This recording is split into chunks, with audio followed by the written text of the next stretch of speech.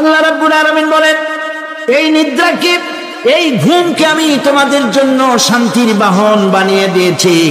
আলাম ইয়ারাউ আন্না জাআলনাল লাইলা লিয়াসকুনু ফীহি ওয়ান নাহারা মুবসিরান ইন্না ফী যালিকা লাআয়াতিন লিকাওমি ইউমিনুন।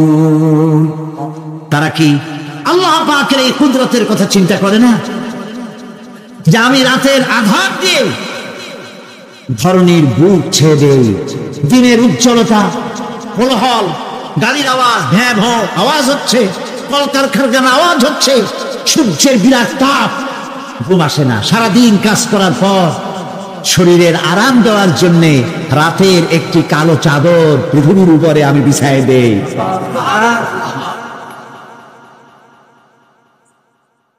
আর মানুষ আরাম গ্রহণ করে, শুধু মানুষ না, সব প্রাণী আরাম গ্রহণ করে।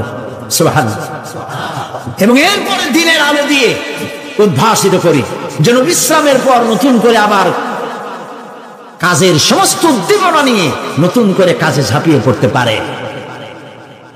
কয়েক ঘন্টা অথবা সারাদিন হাড় ভাঙা খাটুনি খেটেছে, রিক্সা চালাইছে, গাড়ি চালাইছে, আড়াই মনের বস্তা মাথায় করে টেনেছে, চিন্তা ভাবনা করেছে। এরপরে যখন এই লোকটি কয়েক ঘন্টা মাত্র নিদ্রা গেল, আরাম পেল, মস্তিষ্ক হালকা হয়ে গেল, হার্টবিট কমে গেল, হাতের পায়ের কর্মোদ্দীপনা বেড়ে গেল, নতুন করে আবার কাজ করার জন্য সুযোগ এসে গেল। দুনিয়ার মানুষকে কর্মক্ষম রাখার জন্য আল্লাহ পাক ঘুমকে বানিয়েছেন নিয়ামত। সুবহানাল্লাহ। ওয়া মিন আয়াতিহি মানামুকুম বিল-লাইলি ওয়ান-নাহারি ওয়াবতিগাউ মিন ফাদলিহি। আল্লাহ পাক বলেন, তোমাদের রাত আর দিনের বেলায় নিদ্রা যাওয়া, এবং এটাই হচ্ছে তার অনুগ্রহ। রাত আর দিনের নিদ্রা যাওয়ার পরে আমার অনুগ্রহ অর্থাৎ রিজিক তালাশ করার জন্য শরীরের ভিতরে, মনের ভিতরে, হাত পায়ের মধ্যে কর্মের উদ্দীপনা আমি তোমাদের দিয়ে দেই। মহাবিজ্ঞানী আল্লাহ রাব্বুল আলামিনের এই বিশাল কুদরত এবং দয়া, যে মানুষকে তিনি ক্লান্তি দূর করার জন্য তিনি ঘুম দিয়েছেন। আলহামদুলিল্লাহ বলি। অনেক মানুষ আছে ঘুমাইতে পারে না, ঘুমাবার জন্য ফেনার গান খায়, ঘুমাবার জন্য ভেলিয়াম খায়, সিডাক্সিন খায়, রিল্যাক্সিন খায়, কত এক্সিন, অক্সিজেন, কত কিছু খায়, তারপরেও ঘুম আসে না। এই ঘুম যার আসে না, বিরাট নিয়ামত থেকে বঞ্চিত। ঘুম একটি নিয়ামত। আলহামদুলিল্লাহ বলি, আলহামদুলিল্লাহ বলি। বিশাল নিয়ামত ঘুম। আল্লাহ যে সমস্ত নিয়ামত আমাদের জন্ম থেকে শুরু করে এ পর্যন্ত বডির মধ্যে দিছেন, মৃত্যুর আগে আল্লাহ যেন একটু কেড়ে না নেন। বলি আমিন। আল্লাহ রাব্বুল আলামিনের পরে বলেন, ওয়াজআলনাল লাইলা লিবাসা ওয়াজআলনান নাহারা মাআশা।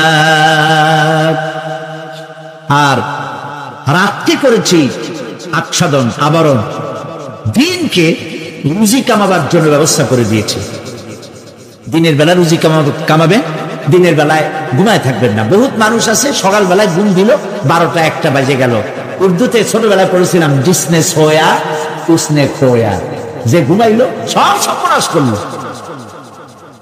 অসময় ঘুমানো, অসময় ঘুমানো সর্বনাশ হয়ে যাবে সব। এই জন্য আল্লাহ পাক বলেছেন, দিনটারে বানাইছি রুজি কামাবার জন্য। রুজি কামাও, রুজি কামানো এটি হচ্ছে ইবাদত। রুজি কামানো কি? হালাল রুজি কামাবেন, ইবাদত।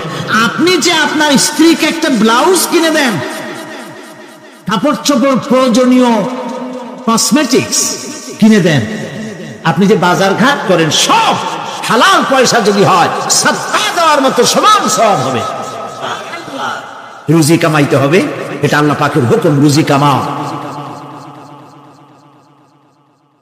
ফাইদা কুদিয়াতিস সালাত ফান্তাশিরু ফিল আরদ।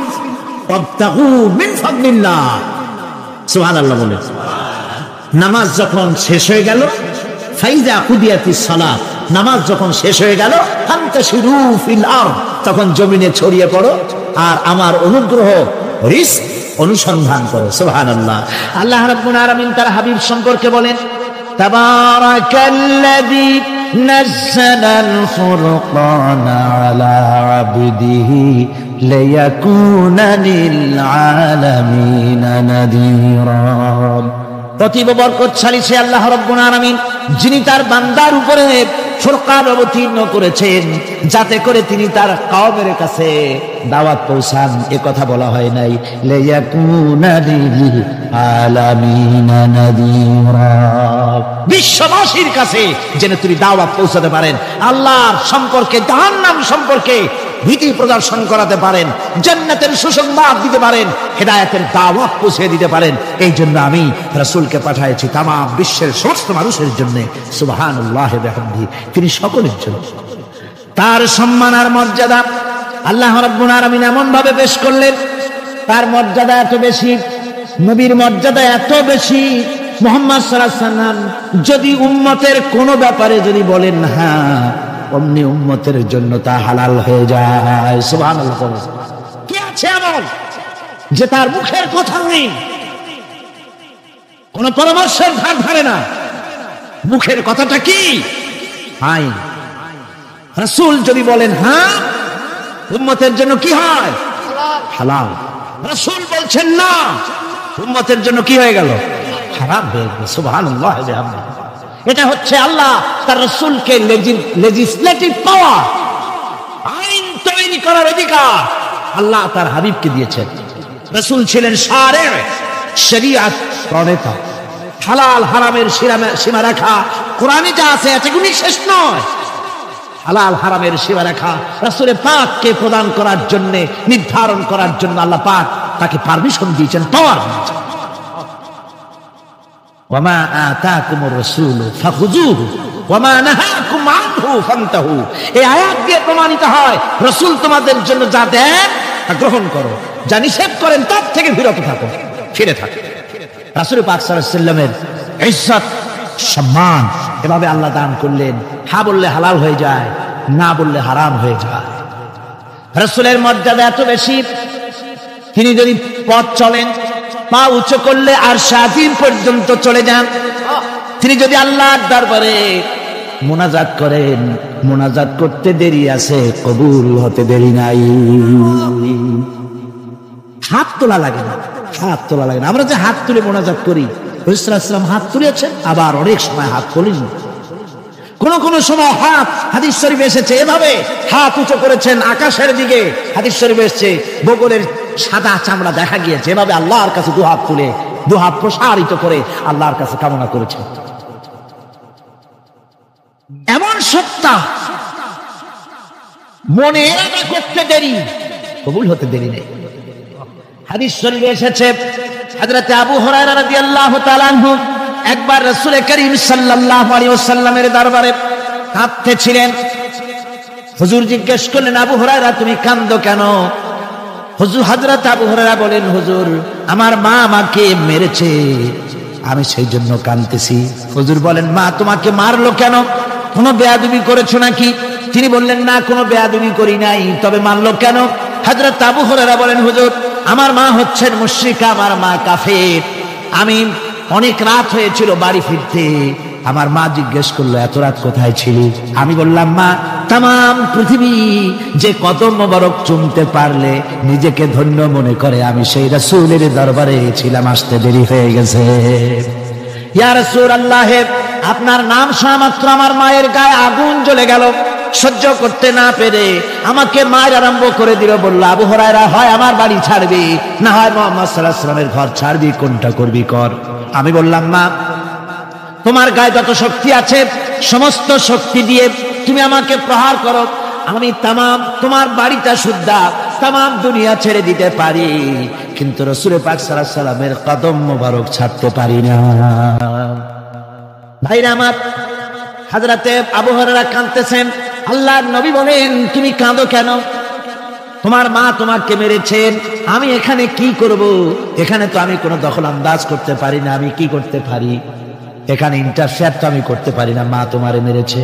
হযরত আবু হুরায়রা বলেন, ইয়া রাসূলুল্লাহ, মায়ের বিরুদ্ধে কোনো নালিশ করার জন্য আপনার কাছে আমি আসি নাই। বলে, কেন এসেছো? হযরত আবু হুরায়রা বলেন, হুজুর, এসেছি এই জন্যে, আমি জানি আপনি যদি আল্লাহর দরবারে কোনো ব্যাপারে দোয়া করেন, আল্লাহ রাব্বুল আলামিন তা মঞ্জুর করে নেন। আপনি মেহেরবানি করে আমার মায়ের হেদায়েতের জন্য আল্লাহর কাছে দোয়া করুন। হুজুর সাল্লাল্লাহু আলাইহি ওয়াসাল্লাম দুহাত উঁচু করলেন, বললেন, আল্লাহুম্মা ইহদি উম্মা আবি হুরায়রা, আয় আল্লাহ, আবু হুরায়রার মাকে তুমি হেদায়েত নসিব করে দাও। এই দোয়া রাসূল করতেছেন। হুজুরকে দোয়ার মধ্যে ফেলে রেখে আবু হুরায়রা দৌড় আরম্ভ করেছে বাড়ির দিকে। পেছন থেকে কয়েকজন সাহাবী তারা দৌড়ে গেল। আবু হুরায়রা দৌড়ায় কেন? এত ভদ্র মানুষ, কোন সময় কারোর সাথে রাগারাগি করে না, দৌড়ায় কেন? নিশ্চয়ই কোনো বিপদ বুঝি হয়ে গিয়েছে। পিছন থেকে জামা টেনে ধরেছে, কি হয়েছে, দৌড়াও কেন? হযরত আবু হুরায়রা বলেন, আমার জামা ছেড়ে দাও, আমাকে দৌড়াতে দাও। আমি দৌড়াইয়া বাড়ি পৌঁছে গিয়ে দেখতে চাই, আমি আগে দৌড়ে বাড়িতে গেলাম না নবীজির দোয়া আমার আগে আমার বাড়ি পৌঁছে গেল, কোনটা হলো আমি সেটা দেখতে চাই। হযরত আবু হুরায়রা দৌড়াতে দৌড়াতে ঘরের কাছে গিয়ে নক করেছে। ভিতর থেকে আওয়াজ এলো, কে? কিছুক্ষণ পর মা আমার বেরোলেন, মাথার চুল দিয়া পানি পড়তেছে, বুড়া মানুষ। মা আমার কাছে এসে বলল, বাবা, তোমাকে মারার পর আমি বড় অনুতপ্ত হয়েছি, মনে মনে অনুশোচনা করেছি, আরে আমার ছেলে তো কোনো খারাপ জায়গায় যায় নাই, কোনো খারাপ মানুষের কাছে যায় নাই, মারলাম কেন? বড় অনুতপ্ত হয়ে গেছি আমি। এই অনুশোচনা করে আমি এইমাত্র গোসল করেছি, আমাকে নিয়ে চলো তুমি বিশ্ব নবী রাসূলুল্লাহর দরবারে। আমার ভাইরা, রাসূল পাক সাল্লাল্লাহু আলাইহি ওয়াসাল্লাম, আল্লাহর নবী এমন এক মহান সত্তা ছিলেন যে তিনি দোয়া আল্লাহর দরবারে হাত উঁচু করতে দেরি আছে, কিন্তু দোয়া কবুল হতে দেরি নাই। হিজরত করে মদিনায় এসেছেন, নামাজ পড়তে দিল চায়, কাবা শরীফের দিকে ফিরে যদি নামাজ পড়তে পারতাম দিলটা বড় ভালো লাগতো, কিন্তু হাত উঁচু করে মোনাজাত করতেছেন না, আল্লাহর কাছে বলতেওছেন না যে আল্লাহ তুমি আমার কিবলাটা বাইতুল মুকাদ্দাস থেকে ফিরাইয়া মক্কা শরীফে বাইতুল্লাহর দিকে ফিরিয়ে দাও। মুখেও বলতেছেন না, মনেও না, শুধু আকাশের দিকে বারবার তাকাচ্ছেন, মোনাজাত করেন নাই। মনে মনে আশা পোষণ করতেছেন যদি এমন একটা ওহী নাজিল হয়ে যেত। আল্লাহ রাব্বুল আলামিন সঙ্গে সঙ্গে রাসূল জোহরের নামাজ পড়তেছিলেন, 2 রাকাত পড়া হয়ে গেছে, এমন সময় ওহী নাজিল হয়ে গেল, قد نرى تقلب وجهك في السماء, ও নবী, আমি দেখতে পেয়েছি বারবার আপনি আকাশের দিকে তাকাচ্ছেন। সুবহানাল্লাহ, আমি দেখতে পেয়েছি। فلنولينك قبلة طاها فولي وجهك شطر المسجد الحرام। দেরি নাই, আপনার মনের আশা পুরো হয়ে গেছে, এক্ষুনি আপনার কিবলা পরিবর্তন করুন। হুজুর 2 রাকাত পড়েছিলেন বাইতুল মাকদাসের দিকে ফিরে, বাকি 2 রাকাত তিনি মক্কা শরীফের কাবা শরীফের দিকে ফিরলেন। আজও পর্যন্ত সেই মসজিদ আছে, সাক্ষ্য দিচ্ছে নবীর কথা কিভাবে মঞ্জুর হয়। মসজিদে কিবলাতাইন মদিনা মুনাওয়ারায় সেই মসজিদ আজও আছে। ভাইরা আমার, রাসূল পাক সাল্লাল্লাহু আলাইহি ওয়াসাল্লাম এত বড় মর্যাদা সম্পন্ন ব্যক্তিত্ব, মহান ব্যক্তিত্বের উম্মতের মধ্যে আল্লাহ আমাদের শামিল করেছেন। শুকরিয়া স্বরূপ আমরা পড়ি আলহামদুলিল্লাহ, জোরে সোরে পড়েন আলহামদুলিল্লাহ। আমার ভাইরা, মর্যাদা এত বেশি আল্লাহ রাসূলকে আল্লাহ রাব্বুল আলামিন দান করেছেন। এই পৃথিবীতে কোন মানুষের সঙ্গে যদি আপনি বেয়াদবি করেন, তিনি আপনার বাপ হোক, তিনি আপনার মা হন, অথবা আপনার উস্তাদ হন, অথবা আপনার পীর হন, যে কেউ হোক না কেন, কারো সঙ্গে যদি কোনো বেয়াদবি হয়ে যায় তো শুধু একটা বেয়াদবি ছাড়া আর কিছুই না। কিন্তু নবীজির সঙ্গে যদি কেউ বেয়াদবি করে, সেটা শুধু বেয়াদবি থাকে না, কুফরি হয়ে যায়। কি হয়ে যায়? কুফরি হয়ে যায়। রাসূলুল্লাহকে কেউ তাওহীন করলে, অসম্মান করলে, সমালোচনা করলে কাফের হয়ে যায়। কি হয়ে যায়? কত বড় মর্যাদা! রাসূল পাক সাল্লাল্লাহু আলাইহি ওয়াসাল্লাম আর সামনে সাহাবায়ে কেরাম বসা, হুজুর কথা বলছেন, সাহাবায়ে কেরাম তারাও কথা বলছেন। কথা বলতে বলতে এক পর্যায়ে সাহাবীদের গলার আওয়াজ বড় হয়ে গেছে। হুজুরের গলার আওয়াজ শোনা যায় না, সাহাবীদের গলার আওয়াজটা বড় হয়ে গেল। আল্লাহ রাব্বুল আলামিন এতটুকু বরদাস্ত করলেন আমার নবীর গলার আওয়াজের চাইতে তোমাদের আওয়াজ বড় হলো কেন? সঙ্গে সঙ্গে ওহী নাযিল হয়ে গেল। আল্লাহ রাব্বুল আলামিন বলেন, ইয়া আইয়ুহাল্লাযীনা আমানু লা তারফাউ আসওয়াতাকুম ফাওকা সাউতিন নবী। ও বিশ্বাসীরা, খবরদার, তোমরা যারা ঈমান এনেছো শোনো, তোমাদের গলার আওয়াজ যেন আমার নবীর গলার আওয়াজের চাইতে বড় না হয়ে যায়। যদি তা হয় আনতাহবাতা আমাল, জীবনের সমস্ত ভালো কাজগুলি আমি আল্লাহ বরবাদ করে দেব। আজ পর্যন্ত এই আয়াতে কারিমা রাসূল পাক সাল্লাল্লাহু আলাইহি ওয়াসাল্লামের রওজায়ে আতহারের সামনে সবুজ সাইনবোর্ডের উপরে সোনার অক্ষর দিয়ে এই আয়াতে কারিমা লেখা রয়েছে, সুবহানাল্লাহ। সর্বকালের, সর্বযুগের সর্বশ্রেষ্ঠ মহামানব, সর্বশ্রেষ্ঠ বিশ্বনবী, আল্লাহর পরে যার মর্যাদা, তিনি হচ্ছেন মুহাম্মদ রাসূলুল্লাহ সাল্লাল্লাহু আলাইহি ওয়াসাল্লাম। তার অনুসরণ করা ইবাদত, তার অনুসরণ করা কি? আর তার নাফরমানি করা কুফর।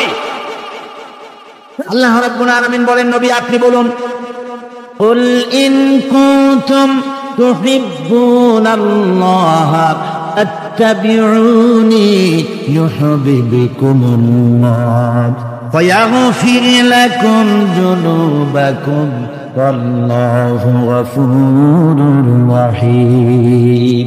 নবী বলুন, তোমরা যদি আল্লাহকে ভালোবাসো, মুমিনদেরকে শোনানো হচ্ছে, শোনো, তোমরা যদি আল্লাহকে ভালোবাসো ফাত্তাবিউনি, ও নবী আপনি বলে দেন যে তাহলে আমার অনুসরণ করো। কার অনুসরণ? নবী। কার অনুসরণ? নবীর অনুসরণ। আল্লাহরে যদি ভালোবাসো, এ দাবি যদি সত্য হয়, আমার অনুসরণ করো। আর আমার অনুসরণ যদি করো, আল্লাহ পাক বলেন, নবী শুনায় দেন, আপনার অনুসরণ যারা করবে আল্লাহ তাদেরকে ভালোবাসবেন। আর শুধুই ভালোবাসবেন না, তামাম জিন্দেগির সকল গুনাহ খাতা রব্বুল আলামিন মাফ করে দিবেন।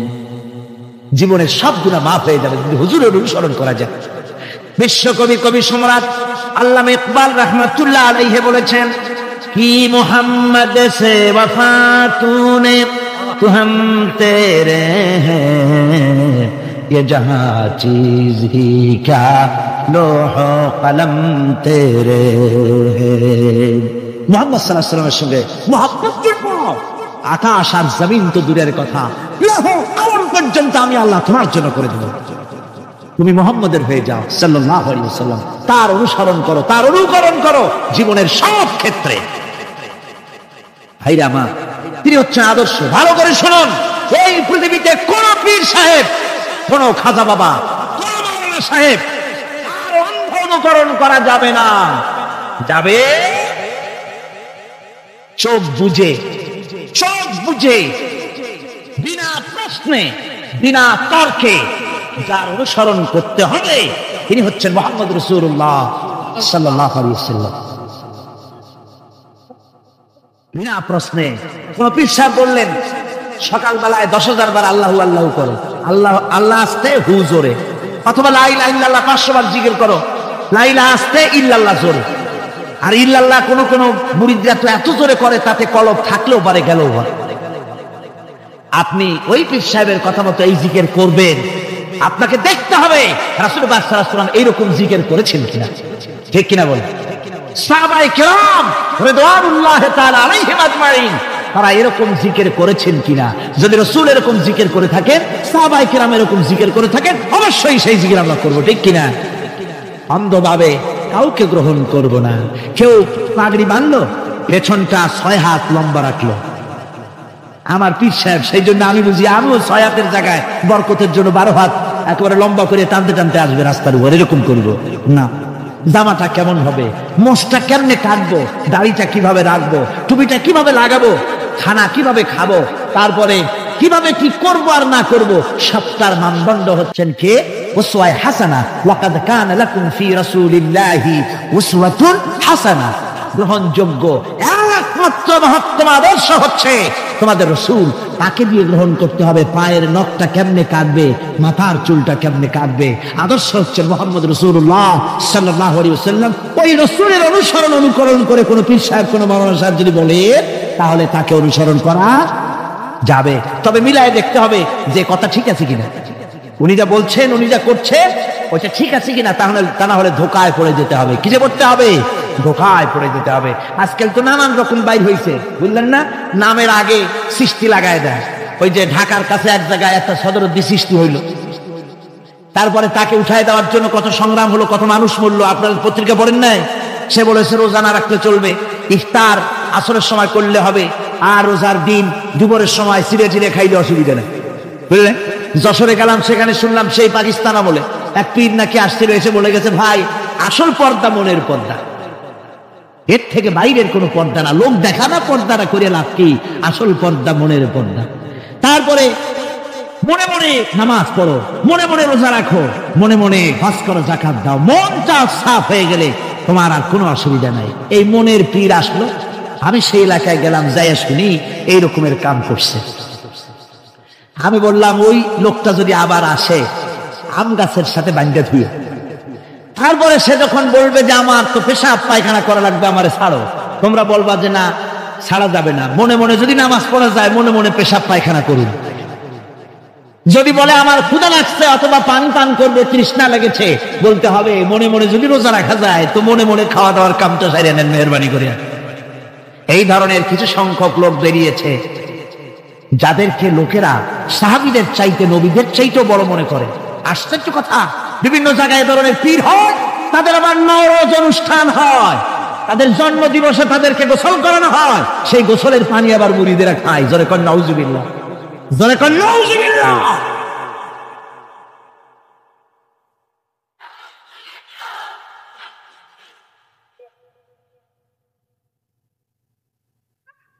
আমার ভাইয়েরা,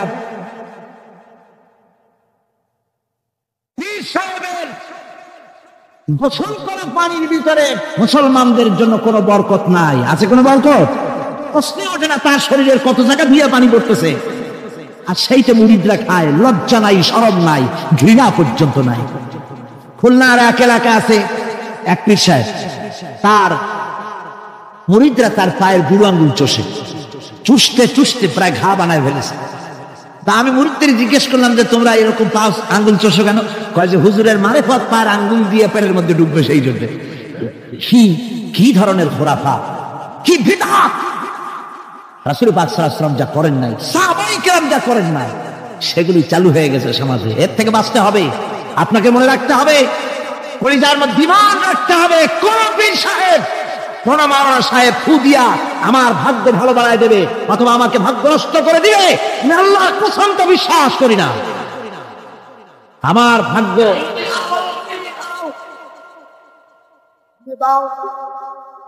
আমার ভাগ্য, আমার তাকদীর ভালো বা খারাপ, এর সবটা হতে পারে আল্লাহর পক্ষ থেকে। কার পক্ষ থেকে? যারা বলেন কার পক্ষ থেকে? আল্লাহর পক্ষ থেকে হতে পারে। সুতরাং আজকে আমাদের দেশে বহুত নকল পেরিয়ে গেছে। পীর মুরিদি একসময় খুব ভালো ছিল, কিন্তু যে জিনিস যত ভালো, তার নকল বেরোয় তত তাড়াতাড়ি।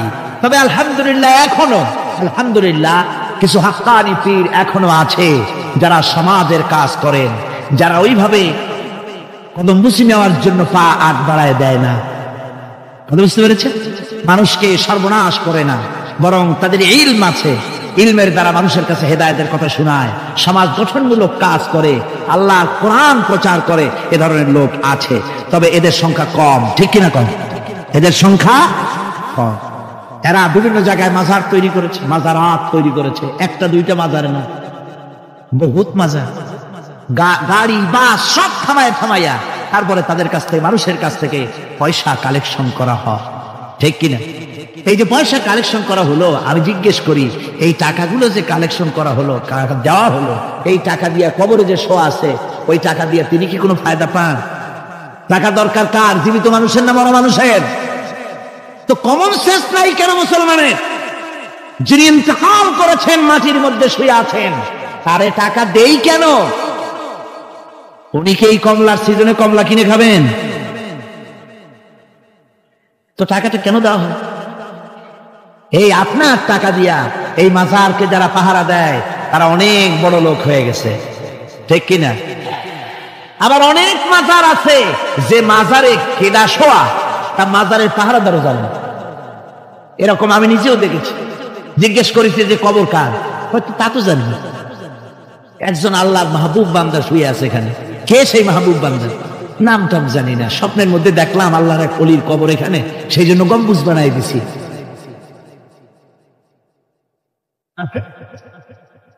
একটা রিসালার মধ্যে দেখেছি, একটা রিসালার মধ্যে লেখা হয়েছে যে একজন পীর সাহেবের এক মুরিদ ছিল। তো পীর সাহেবের বাড়িতে এক মাজার আছে, সেই মাজারকে কেন্দ্র করে প্রতি বছর ওরস হয়। মুরিদ সে গরিব মানুষ, ব্যবসা বাণিজ্য করে খায়। তারপরে সে তার একটা গাধা ছিল, সে গাধার উপরে সওয়ার হয়ে বাজার ঘাট করতো, মালপত্র আনা নেওয়া করে ওই গিয়ে তার জীবিকা নির্বাহ। একদিন তার গাধাটা মারা গেল। সেই রিসালার মধ্যে লেখা হয়েছে যে লোকটা তখন গাধা মরেছে, এর আর কিচ্ছু নাই, জমি জমাও নাই, খাবে কি করে? খুব দুঃখ পেল মনে। আর এই গাধা যদি মরে কুলে পড়ে থাকে তাহলে দুর্গন্ধ হবে। সেই জন্য রাস্তার পাশে ঝুপড়ি তার একটা বাড়ি, ওই বাড়ির পাশেই রাস্তার পাশেই একটা কবর খুঁড়িয়া তার মধ্যে গাধারে শোয়াই দিয়া দাফন টাফন করিয়া কবরের পাশে বসে আর দুশ্চিন্তা করতেছে যে আমি এরপরে বাঁচবো কি করে, খাবো কি, ঘুমায় মানে চোখ বুঝে বুঝে কাঁদতেছে। এমন সময় ওইটা ছিল বাজারে যাওয়ার রাস্তা, লোকজন বাজারের দিকে যাচ্ছে। যাওয়ার সময় চিন্তা করলো যে এখানে তো কোনোদিন মাজার দেখিনি, এখানে একটা লোক কাঁদতেছে মাজারের কাছে বসে, না জানি কোনো অলি আল্লাহ কবর হবে বোধ। এরপরে লোকেরা বাজার থেকে ফেরার সময় দেখে যে হ্যাঁ ওই সেই লোকটা এখনো কাঁদতেছে। তখন যার কাছে যা ছিল, কেউ 2টা পান খেয়ে গেল, কেউ একটা বেগুন, কেউ 2টা চিংড়ি মাছ, কেউ 2টা টাকা, কেউ একটু মরিচ, এইভাবে তরি তরকারি চাউল যার কাছে যা ছিল কিছু কিছু দিয়ে গেছে। কিছুক্ষণ পর সন্ধ্যার দিকে লোকটা মনে করলো আর কতক্ষণ কান্দি, এখন বাড়ি যাই। চোখ খুলে দেখে চতুর্দিকে খাদ্য খাবার, তরি তরকারি, পয়সা করি। কই যে মাশাআল্লাহ, শুনছিলাম হাতি বাঁচতেও লাখ টাকা, মরলেও লাখ টাকা। সে কথা যে গাধার ব্যাপারে খাটে তা তো জানি না। এই গাধা মরেও তো আমার বাঁচায় গেছে। এখন ওই কবরের উপরে, গাধার কবরের উপরে চাদর টাদর চড়ায় চড়ায় দিয়া ওইখানে জুজ্জাক করে বসছে। বছর খানিক চলে গেল, লোকেরা পয়সা করি দেওয়া শুরু করলো। এরপরে সেখানে সে ইট পাটকেল জোগাড় করলো, একটা বিল্ডিং তৈরি করলো, সামনে সাইনবোর্ড লাগাই দিল হযরত গেদা শাহ রহমাতুল্লাহ আলাইহির মাজার। মানুষ প্রতি বছর ওর সেখানে জমা হচ্ছে, টাকার অভাব নাই। এখন এই লোক যার মুরিদ, সেই পীর সাহেবের কাছে অন্যরা এসে কয় হুজুর আপনার মাজারের আর বরকত কি, আপনার মুরিদের মাজারের কাছে মানুষ ভরা, টাকার অভাব নাই। পীর সাহেব কৌতূহল হলো যে ও আবার একটা মাজার পাইল করে। তারপরে একদিন ওই মুরিদকে ডেকে বললো, বাবা সত্যি কথাটা আমারে কয়, এই মাজার কার? মুরিদ কয় যে হুজুর আপনি আমার ওস্তাদ, আপনার কাছেই সব শিখছি, কিন্তু এই কথা কাউকে বলবেন না। বল না, বল না কি হয়েছে, মাজারটা কার? বললো যে হুজুর যে গাধাটা নিয়ে ব্যবসা করতাম ওই গাধাটা মরে গেল, তারে কবরে দিয়েছি, এরপরে পরে এই ঘটনা হয়েছে। পীর সাহেব কয় আমি আরো চিন্তা করছিলাম যে না জানি কোনো সত্যি কোনো পীর সাহেবের মাজার, অসুবিধা হয় নাই, তোমার ওখানে যে তার কবর, ওইটার মায়ের কবর হলো আমার বাড়িতে। মানে ওই বাচ্চা গাধাটা পীর সাহেব দিয়েছিল তারে। আমার ভাইরা আপনারা আশ্চর্য হবেন, বাংলাদেশে এরকম বহুত মাজার আছে, সে মাজারের কোনো ঠিকানা নাই, কার মাজার তারও কোনো খোঁজ খবর নাই। মানুষকে শোষণ করে টাকা পয়সা লুণ্ঠন করা হতেছে। মাজার একটা হলে তার উপরে চাদর দেওয়া লাগবে, আগরবাতি দিতে হবে, মোমবাতি দিতে হবে, গোলাপ পানি ছিটাতে হবে। কোথায় পেয়েছেন, কোন হাদিসে পেয়েছেন? মাজারে যদি চাদর দিতে হতো, রাসূল পাক সাল্লাল্লাহু আলাইহি ওয়াসাল্লামের কবরের উপরে লোকেরা সুতার চাদর দিত না, নিজের কলিজা বাইর করে কলিজা দিয়ে চাদর বিছাই দিত হুজুরের মাজারের উপরে। জান্নাতুল বাকিতে গিয়ে দেখুন, জান্নাতুল বাকিতে শহাদায়ে উহুদ আছে, সেখানে সাহাবায়ে কেরাম আছে, আজওয়াজে মুতাহহারাত আছে, বানাতে রাসূল, ইবনে রাসূল, আহলে বাইত সেখানে শুয়ে আছেন। হযরত ওসমান রাদিয়াল্লাহু তাআলা আনহুর মতো লোক সেখানে ঘুমিয়ে আছেন।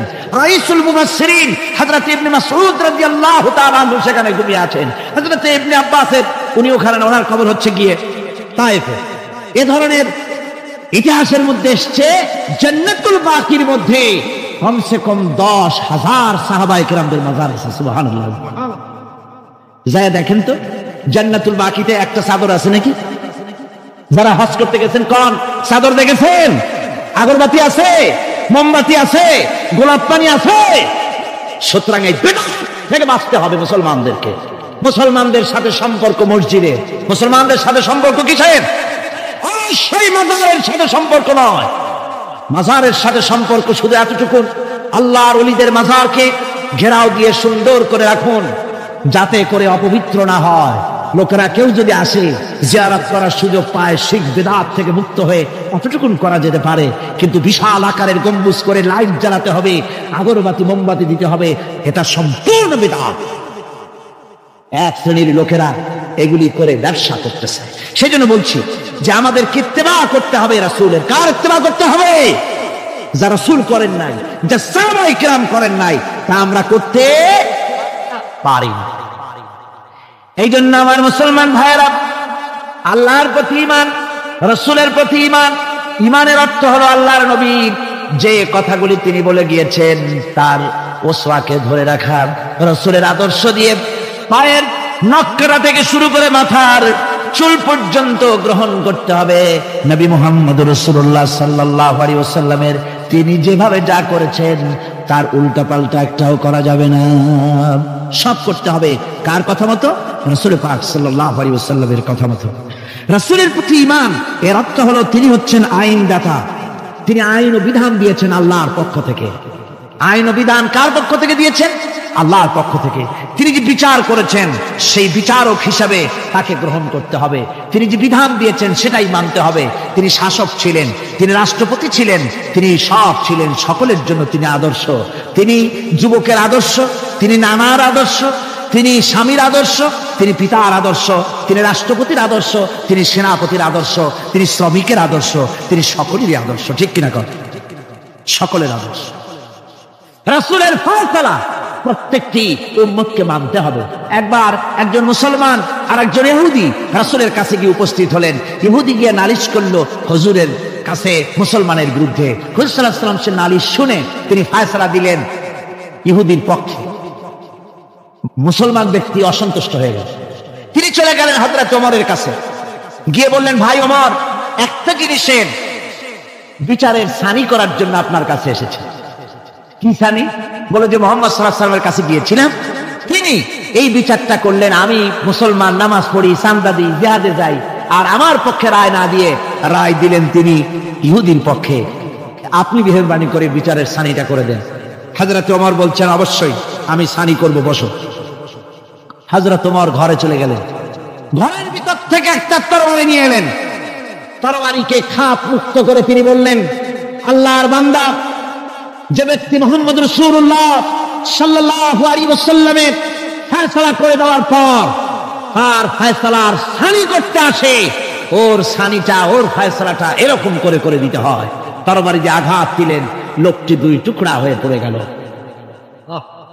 আমার বন্ধুগণ, সারা এলাকায় সারা পড়ে গেল, মুসলমান, হযরত ওমর মুসলমান হত্যা করেছেন। আর ওই নিহত ব্যক্তি আত্মীয় স্বজনরা দিয়ত দাবি করতে এলো। আল্লাহ রাসূলের কাছে আল্লাহ পাক জানিয়ে দিলেন যে এই লোক হযরত ওমর কোন মুসলমান হত্যা করেনি। হযরত ওমর যাকে হত্যা করেছে সে ব্যক্তি মুনাফিক। সে ব্যক্তি কি? মুনাফিক। অর্থাৎ হে রাসূল, আপনি ফয়সালা দেওয়ার পর সেই ফয়সালা যে মানে না, দ্বিধাদ্বন্দ্বে ভোগে, ওই ফয়সালা গ্রহণ করতে রাজি হয় না, সে মুমিন নয়, মুসলমান হিসেবে দাবি করতে পারে না, আর জমিনে বেঁচে থাকার অধিকারও সে হারিয়ে ফেলে। আমার মুসলমান ভাইরা, আল্লাহ রাব্বুল আলামিন আমাদের জন্য এভাবে করে তিনি আমাদের রাসূল পাক সাল্লাল্লাহু আলাইহি ওয়াসাল্লামকে দিয়েছেন, উসওয়া করে দিয়েছেন। তার ইতাআত করা, তার আনুগত্য করা দুনিয়াবাসীদের জন্য ফরজ করে দেওয়া হয়েছে।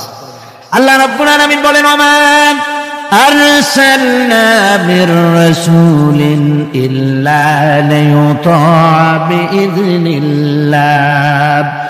আমি যে রাসূল পাঠিয়েছি তাদের আনুগত্য করতে আমি বাধ্য করে দিয়েছি। তাদের আনুগত্য শুধু এই জন্যই করতে হবে লোকদেরকে, যেহেতু তারা নির্দেশ করেন আল্লাহর হুকুম অনুযায়ী। আল্লাহর নির্দেশ অনুযায়ী নবীদের আনুগত্য সকলেরই করা লাগবে। মাইয়ুতির রাসূল ফাকাদ আতা আল্লাহ, আল্লাহ পাক বলেন যে ব্যক্তি রাসূলের আনুগত্য করে সেজন্য আমি আল্লাহ রাব্বুল আলামিনের আনুগত্য করলো। জোরে বলেন সুবহানাল্লাহ। এরপরে আল্লাহ রাব্বুল আলামিন বলেছেন ইয়া আইয়ুহাল্লাযীনা আমানু আতিউল্লাহা ওয়া আতিউর রাসূল ওয়া লা তুবতিলু আমালাকুম। আল্লাহ পাক বলেন ও বিশ্বাসীরা তোমরা আনুগত্য করো আল্লাহর এবং আনুগত্য করো রাসূলের।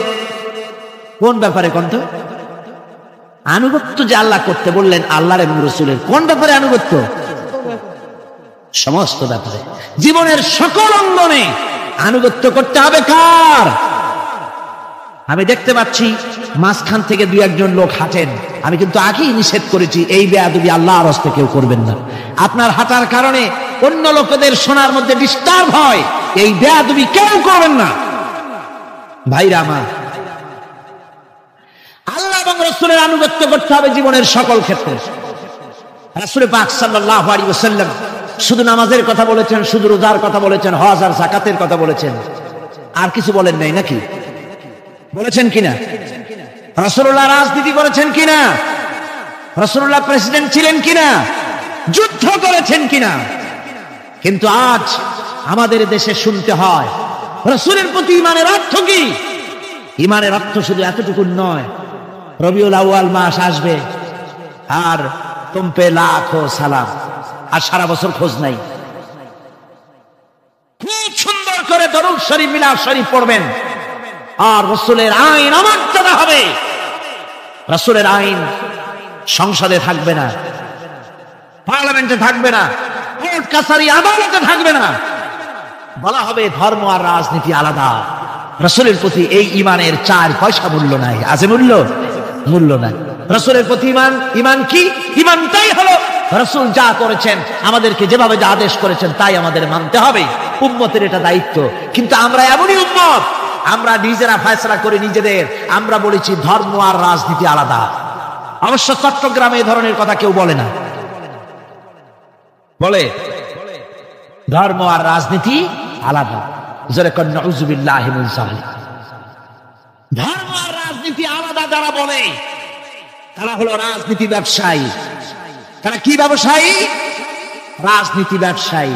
ওরা রাজনীতির ব্যবসা করে। जुदा हो जो दीन से सियासत रह जाती है चंगेजी। ধর্ম থেকে রাজনীতি যখন আলাদা হলো তখন সেখানে বাকি থাকে চেঙ্গিজিপনা, হারাকু খানপনা, মারামারি, হত্যাকাণ্ড সেখানে চালু থাকে, আর কিছুই থাকে না। ধর্ম ছাড়া রাজনীতি, তার নাম হচ্ছে প্রচন্ড দুর্নীতি। তার নাম কি? একটি প্রচন্ড দুর্নীতি। এক শ্রেণীর লোকেরা আজ বলছে যে ধর্ম আর রাজনীতি আলাদা। ধর্ম কোথায়? তাদের কথা হলো ধর্ম হলো পবিত্র জিনিস, ওই পবিত্র জিনিস থাকবে মসজিদে, পবিত্র জিনিস থাকবে মাদ্রাসায় আর খানকার ভেতরে। ওই পবিত্র ধর্ম রাজনীতিতে আনা যাবে না। ধর্মের প্রতি তাদের মহব্বত খুব, ধর্ম খুব পবিত্র। আল্লাহকে যেন বলা হচ্ছে আল্লাহ আর হে রাসূল তোমরা দুজনা মসজিদ আর মাদ্রাসায় থাকো, আমাদের জীবনের বিস্তীর্ণ অঙ্গনে তোমাদের প্রতি 144 92 ক ধারা 144 ধারা জারি করে দিলাম। আমাদের জীবনের বিস্তীর্ণ অঙ্গনে তোমরা আইসো না, তোমরা মসজিদে থাকো, মাদ্রাসায় থাকো, আমরা সুযোগ পাইলে তোমার একটা সেজদা দিয়ে আসবো কি। আর আল্লাহ তোমার একটা সেজদা পাওয়ার জন্য দারুণ ভাবে কাঙ্গাল হয়ে আছে না? নাউযুবিল্লাহি মিন যালিক। যারা বলে ধর্ম আর রাজনীতি আলাদা তারা সুস্পষ্ট মুনাফিক। যারা বলেন তারা কি? এই লোকগুলি হচ্ছে ধর্ম নিরপেক্ষবাদী, সেকুলারিজম, ধর্ম নিরপেক্ষ মতবাদের লোক। তারা বলে যে ধর্ম নিরপেক্ষ, ধর্মের ব্যাপারে নিরপেক্ষতা অবলম্বন করা লাগবে। এরা খুব সুচতুর। ভাতের ব্যাপারে নিরপেক্ষতা অবলম্বন করেন। আপনারা কোন যে জিনিস যত বেশি প্রয়োজন আমরা তার পক্ষে থাকি না নিরপেক্ষ থাকি? ভাতের ব্যাপারে নিরপেক্ষ লোক আছে নাকি এখানে? ডায়াবেটিসের রোগী ছাড়া ভাতের ব্যাপারে নিরপেক্ষ লোক নাই, সবই পক্ষে। আচ্ছা ঘুম, ঘুমটা আমাদের জন্য জরুরি কিনা? এই ঘুমের আমরা পক্ষে না বিপক্ষে? নিরপেক্ষ আছে কেউ নাই। বিবাহ যারা করে নাই সেই সব যুবকদের জন্য বিবাহটা জরুরি কিনা? এই জরুরি বিষয়ের প্রতি যুবকদের কি মত এ ব্যাপারে? কি নিরপেক্ষ না পক্ষে? খুব জোরেই বলেছে পক্ষে। তাহলে বোঝা গেল যে জিনিস যত বেশি জরুরি আমরা সেইটার পক্ষে, আর যেটা জরুরত নাই আমরা সেটা পক্ষে নাই। তাহলে ধর্ম কি এতই অজরুরি বিষয় যে এইটার ব্যাপারে আমরা শুধু নিরপেক্ষ হয়ে থাকবো? নাউযুবিল্লাহি মিন যালিক। ধর্মের ব্যাপারে নিরপেক্ষতা অবলম্বনকারী একটা রাজনৈতিক দল আমাদের দেশে কাজ করতেছে, ঠিক কিনা? ধর্ম নিরপেক্ষ মতবাদের সপক্ষে তারা কোরআনে কারীমের আয়াত বলে, তারা বলে মৌলভী সাহেবরা কি বুখারী পড়ে নাই? বুখারীর মধ্যে আছে লাকুম দীনুকুম ওয়ালিয়া দীন। আর অনুসারীরা তখন চিন্তা করে, বাপরে আমাদের নেতি খান বুখারীও পড়ে, আজীব তামাশা। লা ইকরাহা ফিদ্দীন, এর মধ্যে ধর্ম নিরপেক্ষতার গন্ধ নাই। সূরাটির নাম হচ্ছে সূরা কাফিরুন। সূরাটির নাম কি? কাফেররা বলেছিল, হে মুহাম্মদ সাল্লাল্লাহু আলাইহি ওয়াসাল্লাম, ধর্মের ব্যাপারে আমাদের ভিতরে বড় ঝগড়াঝাটি প্রায় লেগে থাকে, সুতরাং ধর্ম নিয়ে বাড়াবাড়ি না করে আসো, আমরা এক কাজ করি, তোমরা কিছুদিন আমাদের মুখ প্রতিমাগুলির সামনে এসে একটু পূজা দিয়ে যাও, আর আমরাও কয়েকদিন তোমাদের মসজিদে গিয়ে আল্লাহর সেজদা দিয়ে আসবো। এইভাবে আমরা ধর্মকে 50-50 ভাগাভাগি করে নেই। কাফেররা, তোমরা যার ইবাদত করো আমরা তার ইবাদত করি না, আবার আমরা যার ইবাদত করি তোমরা তার ইবাদত করো না, সুতরাং লাকুম দীনুকুম ওয়ালিয়া দীন। সুতরাং তোমাদের ধর্ম তোমাদের জন্য, আমাদের ধর্ম আমাদের জন্য। তার মানে তোমরা তোমাদের ধর্ম নিয়ে থাকো, আমরা আমাদের ধর্ম নিয়ে থাকি। এটা কি নিরপেক্ষের কথা না পক্ষের কথা হলো? ওই বেওকুফরা তারা মানুষকে বিভ্রান্ত করতে চায়, কোরআনে কারীমের আয়াতকে নাজায়েজ তরিকায় তারা ব্যবহার করে। আবার বলে লা ইকরাহা ফিদ্দীন, মৌলবীরা জানে না ধর্মের মধ্যে বাড়াবাড়ি নাই। কত বড় মুফাসসির একজন, ধর্মের মধ্যে বাড়াবাড়ি নেই। লা ইকরাহা ফিদ্দীন, ধর্মে বাড়াবাড়ি এটা কিসের কথা? এ কথাটা হচ্ছে মুসলমানদেরকে বলা হচ্ছে, অমুসলিমদেরকে বাধ্যতামূলক ভাবে ভয় দেখিয়ে, প্রলোভন দেখিয়ে, ত্রাস সৃষ্টি করে কোন ক্রমে তাদেরকে মুসলমান বানানো যাবে না। ইচ্ছে করে যদি কেউ আসে ইসলামের সৌন্দর্যে মুগ্ধ হয়ে, মোস্ট ওয়েলকাম, তাকে গ্রহণ করে। বাড়াবাড়ি করা যাবে না, ভয় দেখানো যাবে না, লোভ দেখানো যাবে না। এটা হলো লা ইকরাহা ফিদ্দীন।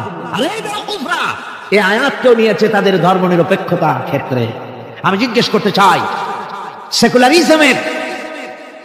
সেকুলারিজম দিয়ে তাদের মন মস্তিষ্ক ভরপুর সেসব ভাইদেরকে জিজ্ঞেস করি, বিবেক দিয়ে চিন্তা করুন, ধর্ম নিরপেক্ষ আপনি কেন হবেন? দুনিয়ার কোন পয়গম্বর কি ধর্মের ব্যাপারে নিরপেক্ষ ছিলেন? আপনি যার উম্মত, আমরা যার উম্মত, বিশ্বনবী তিনি কি ধর্মের ব্যাপারে নিরপেক্ষ ছিলেন? রাসূলুল্লাহ রীতিমতো রাষ্ট্রপ্রধান ছিলেন, প্রেসিডেন্ট ছিলেন, সুবহানাল্লাহ পড়ে 12.5 লক্ষ বর্গ মাইল শাসন করেছেন। প্রেসিডেন্ট ছিলেন মুহাম্মদ রাসূলুল্লাহ সাল্লাল্লাহু আলাইহি ওয়াসাল্লাম। জীবনে বহু যুদ্ধ করেছেন, এই যুদ্ধের কমান্ডার ইন চিফ ছিলেন, প্রধান সেনাপতি ছিলেন, সশস্ত্র যুদ্ধ করেছেন, মোকাবেলা করেছেন অস্ত্র নিয়ে। শ্রমিক হয়ে কাজ করেছেন, শ্রম সমস্যার সমাধান করেছেন। মসজিদে নববী ছিল এই রাজনীতির প্রাণ কেন্দ্র। মসজিদে নববী কি ছিল? রাজনীতির প্রাণ কেন্দ্র। রাসূলুল্লাহ এখানে বসেই রোম, শাম, পারস্য বিজয়ের পরিকল্পনা করতেন। এখানে বসেই উহুদ, বদর, হুনাইন, ইয়ারমুক যুদ্ধের সৈন্য রিক্রুট করেছেন মসজিদ নববীর ভেতরে বসে। এখানে বসে রাষ্ট্রদূতদের সঙ্গে সাক্ষাৎ প্রদান করেছেন, বিচার ফয়সালা করেছেন মসজিদের মধ্যে। আর আজ বলা হয় মসজিদের মধ্যে রাজনীতি বলতে দেওয়া হবে না। মসজিদের মধ্যে কেউ কি ইলেকশনের কথা, মসজিদের মধ্যে কেউ কি তার দলের কথা বলে? বলে কোরআনের রাজনীতির কথা। কিসের রাজনীতির কথা বলে? কোরআনের রাজনীতির কথা বলে। সুতরাং ধর্ম আর রাজনীতি আলাদা, এই কথা যারা বলে, এই সেকুলারিজমের লোকেরা, তারা শুনে রাখুন, ধর্ম নিরপেক্ষ মতবাদ একটি কুফরি মতবাদ। এটা কি মতবাদ? জোরে বলতে হবে, এটা কি মতবাদ? এটি একটি কুফরি মতবাদ। ধর্ম নিরপেক্ষতার মানে হচ্ছে ধর্মহীনতা। ধর্ম নিরপেক্ষতার মানে কি? ধর্মহীনতা। ওরা কোনদিন সব সময় বলবে ধর্মকে ব্যবহার করতেছে রাজনীতিতে, বেচারা তোমরাও ধর্মের কথা বলো না, তা ওরা বলবে না। ওরা ওদের কর্মীদেরকে কখনো নামাজের কথা বলবে না। যদি বলে তা বলে এই জন্য, তোমরা নামাজ পড়ো মসজিদে যাইয়া দেখো কেউ রাজনীতির কথা বলে নাকি। নামাজ পড়ার জন্য নয়, রাজনীতি কেউ করে নাকি তা দেখার জন্য, গোয়েন্দাগিরি করার জন্য। হায় রে কপাল পোড়ার দল। আমার দেশে এই ভণ্ডামি ছিল না। ধর্মনিরপেক্ষ মতবাদ একটা ভণ্ডামি। জোরে বলেন এটা কি? আমার দেশে এটা ছিল না। এই ভণ্ডামি বলে ধর্মনিরপেক্ষতার রাজনীতি বাংলাদেশে ছিল না। 1971 সনের পরে যারা ক্ষমতা এলো তারা ভারত থেকে, ভারতের কাফেরদের তৈরি করা পৃথিবীর এই নিকৃষ্ট মতবাদ বাংলাদেশে আমদানি করেছে।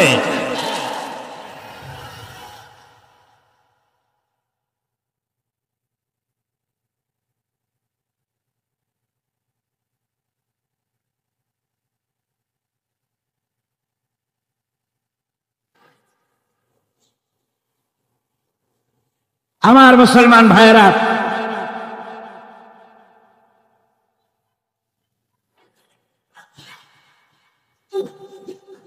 এই যে কোরআন শরীফ, এই কোরআন শরীফ মানতে হবে মুসলমানদেরকে। রাসূলের উপরে ঈমান আনার অর্থ শুধু মিলাদ শরীফ পড়া নয়। কোন নেত্রী কি বললো তার ভাগ কোন মুসলমান ভাবতে পারে না। মুসলমান ভাগ ধরবে আল্লাহ আর রাসূলের। ঠিক কিনা? কর যারা বলেন ঠিক কিনা? ভারতের গোলাম এরা বলে ধর্মনিরপেক্ষতার মানে ধর্মহীনতা নয়। যদি ধর্মনিরপেক্ষতার অর্থ ধর্মহীনতা না হবে, তাহলে 1971 সনের পরে তোমরা ক্ষমতায় এসে বিশ্ববিদ্যালয় সমূহের মনোগ্রাম থেকে ইকরা বিসমি রাব্বিকাল্লাযী খালাক রাব্বি জিদনি ইলমা এই আয়াত দুটিকে তুলে ফেললে কেন বলো? কোন জবাব আছে? কোন জবাব নেই। সলিমুল্লাহ মুসলিম হল নাম ছিল, মুসলমান শব্দ বাদ দিয়েছে। নাম ছিল সলিমুল্লাহ মুসলিম হল, মুসলিম শব্দ বাদ দিয়ে দিল। তারপরে নজরুল ইসলাম কলেজ, ইসলাম সহ্য হলো না, ইসলাম বাদ দেয়া শুধু নজরুল কলেজ। ওদের যে দল, সেই দলটার নামের মধ্যেও একটা মুসলিম শব্দ ছিল। জি, ওদের দলটার নামের মধ্যে মুসলিম শব্দ ছিল, ছিল না? সেই শব্দটুকুনো তারা বরদাস্ত করে নাই। আমি ওদের দলের নাম নিতে চাই না, আপনারাই বুঝুন ওদের দলের নামের মধ্যে মুসলিম শব্দ ছিল কিনা। হিন্দুদের পাঁচটা গোলাম এই দলটি তাদের নাম থেকে মুসলিম শব্দকে বের করে দিয়েছে। এদের কাছে ইসলাম আর মুসলমান সবচাইতে সহ্যের বাইরে। তাই যখন ভারতে শত শত মসজিদ ভাঙে উগ্রপন্থী হিন্দুরা, তখন ভারতের ওই গোলাম দলটি শনি রাখরা ঘুরে বেড়ায়।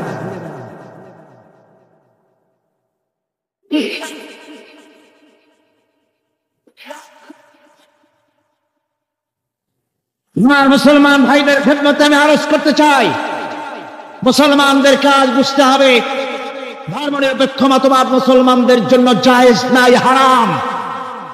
দুনিয়ার সব আলেমের মত এই ফতোয়ার উল্টা কেউ ফতোয়া দিতে পারবে না। দুনিয়ার সব মুফাসসিরিন, মুহাদ্দিসিন, উলামায়ে কেরাম, মুফতি সব একমত ধর্মনিরপেক্ষ মতবাদ কুফরি মতবাদ। কি মতবাদ? যারা বলেন কি মতবাদ? কোন মুসলমানের সন্তান যাকে মুসলমানের জন্ম দিয়েছে ধর্মনিরপেক্ষবাদের আন্দোলন করতে পারে না, হারাম হারাম।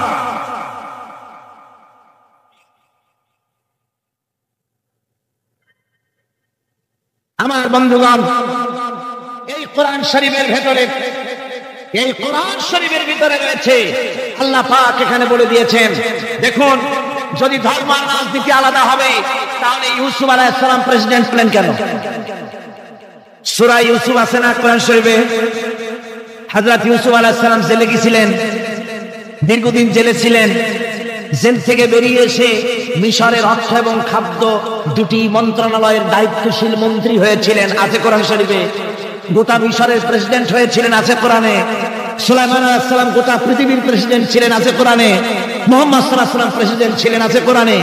সর্বত্র পয়গম্বরেরা রাজনীতি করেছেন।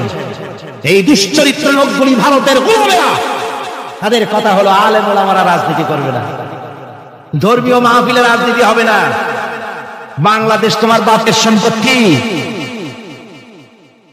এমন ভাবে কথা বলে বাংলাদেশে ধর্ম নিয়ে রাজনীতি করতে দেওয়া হবে না। মনে হয় যেন বাপ এই বাংলাদেশের বাপের সম্পত্তি আর আমরা ঘর জামাই থাকি।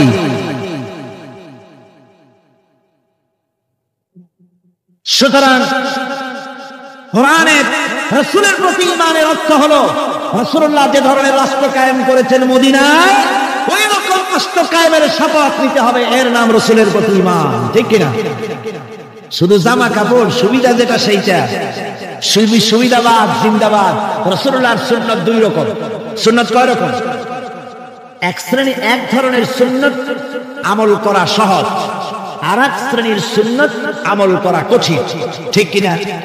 আমি কিন্তু সুন্নতের মর্যাদা সম্পর্কে কথা বলছি না, আমি বলছি আমলের ব্যাপারে ধরনটা।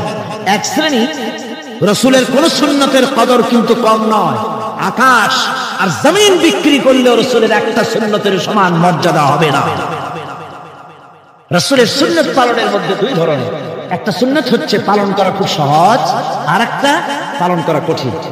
সহজ সুন্নাত হলো চোখে সুরমা লাগানো, সহজ সুন্নাত দুপুরে খাইয়া আরামে ঘুমানো, সহজ সুন্নাত হলো কদু খাওয়া, সহজ সুন্নাত খাবারের পরে মিষ্টি খাওয়া, এগুলি হলো সহজ সুন্নাত। আর কঠিন সুন্নাত হচ্ছে বদরের প্রান্তরে কাফেরদের মোকাবেলায় দাঁড়ানো। কঠিন সুন্নাত হচ্ছে উহুদের ময়দানে দন্দন মোবারক শহীদ করার সুন্নাত। কঠিন সুন্নাত হচ্ছে কাফিরের বিরুদ্ধে মানুষের তৈরি করা মতবাদ উৎখাত করে আল্লাহর জমিনে আল্লাহর দ্বীন কায়েম করার সুন্নাত। আমি আজ এই বিশাল জনতাকে জিজ্ঞাসা করতে চাই, আপনারা রাসূলের সহজ সুন্নাত আমরা যেভাবে পালন করব, কঠিন সুন্নাতটা পালন করতে রাজি আছেন? তাহলে বাংলাদেশের বুকে ধর্মনিরপেক্ষতার মুখে লাথি মেরে কোরআনের রাজ কায়েম করতে রাজি আছেন? দুহাত উঁচু করে দেখান। আলহামদুলিল্লাহ, আলহামদুলিল্লাহ।